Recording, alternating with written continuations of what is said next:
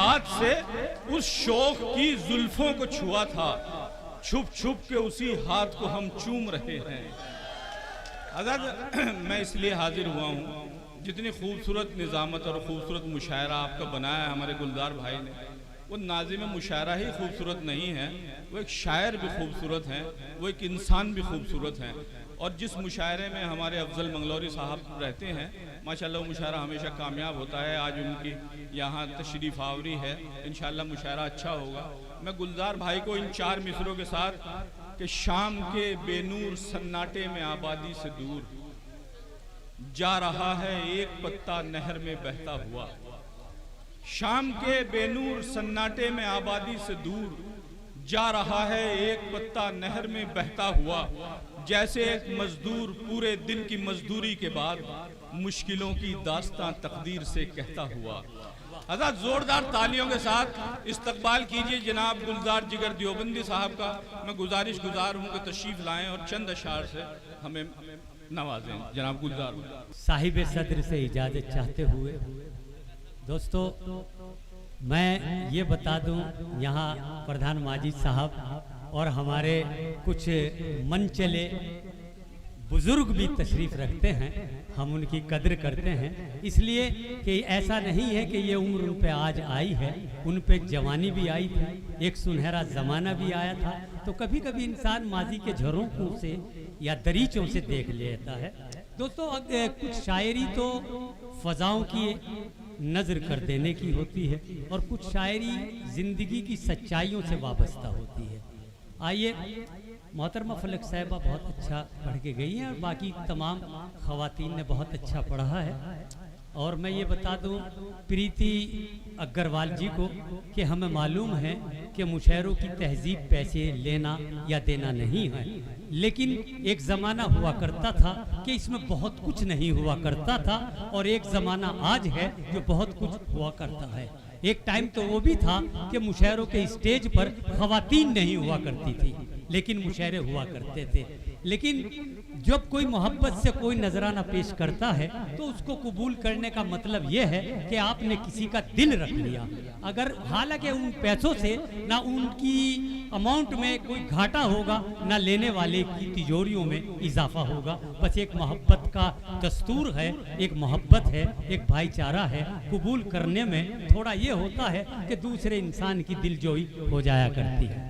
आइए दोस्तों, चंद अशार मैं आपकी खिदमत में पेश करता हूं और फिर मोहतरमा राधिका मित्तल को आपकी अदालत में हम पेश करते हैं कि कभी प्रोफेसर अफजल मंगलौरी साहब बड़े काबिल ताज़ीम शायर हैं, उस्ताद शायर हैं, जनाब वसीम साहब और मोहन मुंतज़िर साहब, तमाम शोरा हजरात और नई नस्ल के जनाब अमजद खान साहब कि कभी हल्की हवा, माजिद साहब तवज्जो चाहते हैं, कभी हल्की हवा मजबूत डाली तोड़ देती है, कभी हल्की हवा मजबूत डाली तोड़ देती है, कमर जैसे जवानी की गरीबी तोड़ देती है, कमर जैसे जवानी की गरीबी तोड़ देती है। और मुकद्दर से पहुंचता है कोई इतनी बुलंदी पर, मुकद्दर से पहुंचता है कोई इतनी बुलंदी पर, किसी को जिंदगी में बदनसीबी तोड़ देती है, किसी को बहुत बहुत शुक्रिया, बहुत बहुत शुक्रिया,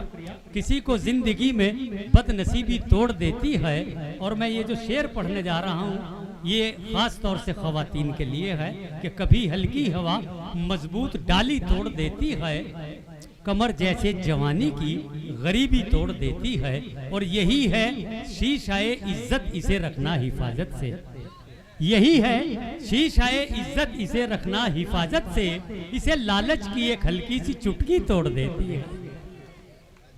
इधर